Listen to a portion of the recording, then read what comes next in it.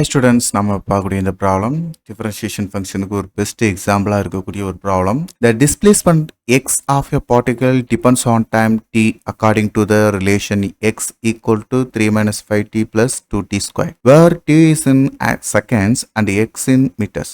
Find its velocity at t equal to 2 seconds, acceleration at 4 seconds. சரிங்களா? So இப்போ நம்மளுக்கு கொடுத்துருக்குற இந்த டேட்டாவில் t velocity அப்படின்றது t equal to 2 secondsல கன்சிடர் பண்ணிக்கணும். acceleration at t equal to 4 secondsல நம்மளுக்கு ஃபைனலாக ஆன்சர் நம்மளுக்கு சொல்லணும். இங்கே velocity அப்படின்றது என்ன? Rate of change of displacement. அதாவது டயத்தை பொறுத்து எக்ஸை ஒன் டைம் நம்ம டிஃபரன்ஷியேட் பண்ணணும் இல்லையா? தென் ஆக்சலரேஷன்றது என்னது? Rate of change of velocity. velocityயை ஒன் டைம் நம்ம என்ன செஞ்சா போதும்? ஒன் டைம் நம்ம டிஃபரன்ஷியேட் பண்ணால் போதும். அப்படி இல்லை அப்படின்னா இந்த வியோட வேல்யூ இங்கே சப்ஸ்டிட் பண்ணுங்க. இந்த வியோட வேல்யூவை இங்கே சப்ஸ்டிட் பண்ணீங்கன்னா 2 times of t squared x by dt squared அப்படின்னு செகண்ட் டெரிவேட்டிவ் ஃபங்க்ஷனா, அதாவது இந்த எக்ஸையே நம்ம என்ன செய்யணும்? 2 times நம்ம டிஃபரன்ஷியேட் பண்ணணும். சரிங்களா? டிஃபரன்ஷியேட் பண்ணுறதுக்கு ஒரு பெஸ்ட் ஃபார்முலா என்ன? இப்போ y equal to x power என்னன்றது ஒரு ஃபங்க்ஷன் வச்சுக்கொடுங்களேன். இந்த dy by dx அப்படின்றத நம்ம பார்க்க வேண்டிய ஃபங்க்ஷன். அதை எப்படி எழுதலாம்? dx power n by dx அப்படின்றத இதை டிஃபரன்ஷியேட் பண்ணால் என்ன கிடைக்கும்? எக்ஸை பொறுத்து டிஃபரன்ஷியேட் பண்ணோம் அப்படின்னா n X power n minus 1. இந்த இடத்துல எந்த ஒரு எக்ஸோட வேரியபிளும் இல்லாமல் ஒரு கான்ஸ்டன்ட் இருக்குது அப்படின்னா டிஎக்ஸ் என்னவா இந்த இடத்துல என்னவாயிரும்? 0ன்னு வந்துடும். இதெல்லாம் டிஃபரன்ஷியேஷனில் இருக்கக்கூடிய ஒரு சிம்பிளான ஒரு ஃபார்முலா. சரிங்களாப்பா?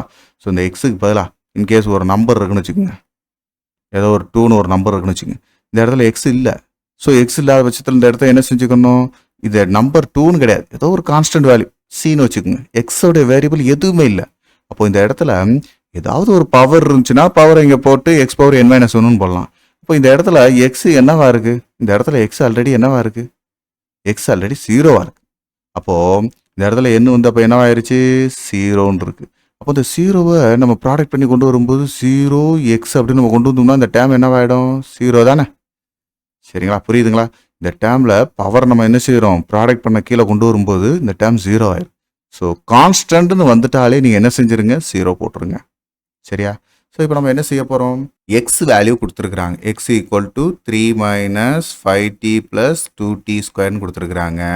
இங்கே ஃபஸ்ட்டு நம்ம என்ன செய்யலாம்? வெலாசிட்டி கண்டுபிடிக்கலாம். ஸோ வெலாசிட்டிக்கான formula v equal to dx by dt. So இந்த எக்ஸோட வேல்யூவில் இதை சப்ஸ்டிட் பண்ணுவோமா? எக்ஸோட வேல்யூவில் 3 minus 5t plus 2t square. So இந்த ஒவ்வொரு டேமையும் நீங்கள் தனித்தனியாக எழுதிக்கணும். t3 by dt minus 5 dt by dt plus 2tt squared by dt. So இப்போ நான் எப்படி எழுதியிருக்கேன்னு புரியுதுங்களா? இந்த இடத்துல நான் சொன்ன மாதிரி கான்ஸ்டண்ட்டாக இருந்துச்சுன்னா இந்த டேம் 0. ஸோ இப்போ கான்ஸ்டன்ட் வேல்யூ 0ன்னு சொல்லியாச்சு. நெக்ஸ்ட் டேம் என்ன இருக்குது? Minus 5 tt by dt. So இந்த டீயோட பவர் இந்த இடத்துல 1 தான். சரிங்களா? ஸோ அப்போ நம்மளுக்கு இங்கே கொடுத்துருக்க டீயோட பவர் 1 அப்படின்னு பார்க்கும்போது dxn பை dx அப்படின்ற இந்த ஃபார்முலா சப்ஸ்டிட் பண்ணும்போது என்னோட பவர் என்ன இருக்குங்க? 1. என்னுடைய பவர் 1 இருந்துச்சுன்னா இது எப்படி எழுதிங்க? 1 t எக்ஸுக்கு பதிலாக t தென் 1 மைனஸ் 1 என்னப்பா? பவர் என்னுக்கு வந்து 1 தானே? அப்போ 1 மைனஸ் 1 0. ஸோ எனிதிங் பவர் 0, எதோடைய பவர் 0வாக இருந்தாலும் அது என்ன தான் வரும்? 1ன்னு தான் வரும். ஸோ அதனால் இந்த மைனஸ் 5 இன்ட்டு 1. சரிங்களா? ப்ளஸ் 2 அடுத்த டேர்மில் டி ஸ்கொயர் பை டிடி. அப்போ என்ன செய்யணும்? இந்த இடத்துல என்னோட வேல்யூ எவ்வளோப்பா இருக்குது? 2.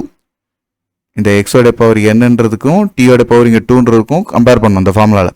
அப்போது 2 இன்ட்டு டி என்ன எவ்வளோப்பா? 2 தானே? 2 மைனஸ் 1. 2 மைனஸ் 1 என்னது? 1.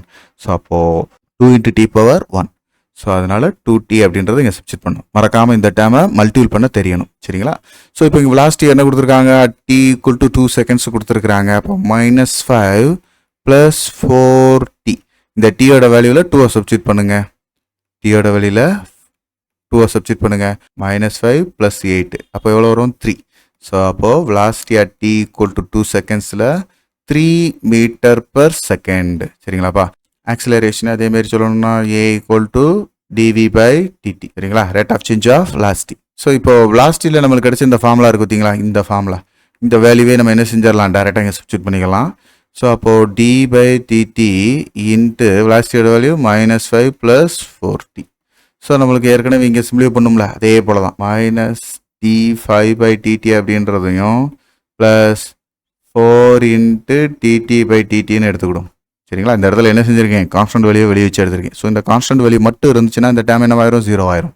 அப்போ ரிமைனிங் டேமில் இருக்கக்கூடியதில் டிடி பை டிடி அப்படின்றது 1, டிடி பை டிடி அப்படின்றது 1 நம்ம பார்த்தோம் இல்லையாப்பா? ஸோ அதே போல் நம்ம இங்கே என்ன செய்கிறோம், 4 × 1. இதில் நம்மளுக்கு ஏதாவது ஆக்சிலரேஷன் வேல்யூ சப்ஸ்டிட் பண்ணுற மாதிரி இருக்கா? ஆக்சிலரேஷன் இங்கே t = 4 செகண்ட்ஸ்னு கொடுத்துருக்காங்க. ஆனால் இங்கே நம்மளுக்கு டி வேல்யூ வரல. அப்போ என்ன வருதோ அதை மட்டும் எழுதுனா போதும். ஆக்சிலரேஷன் ஒரு கான்ஸ்டண்ட்டாக இருந்திருக்கு.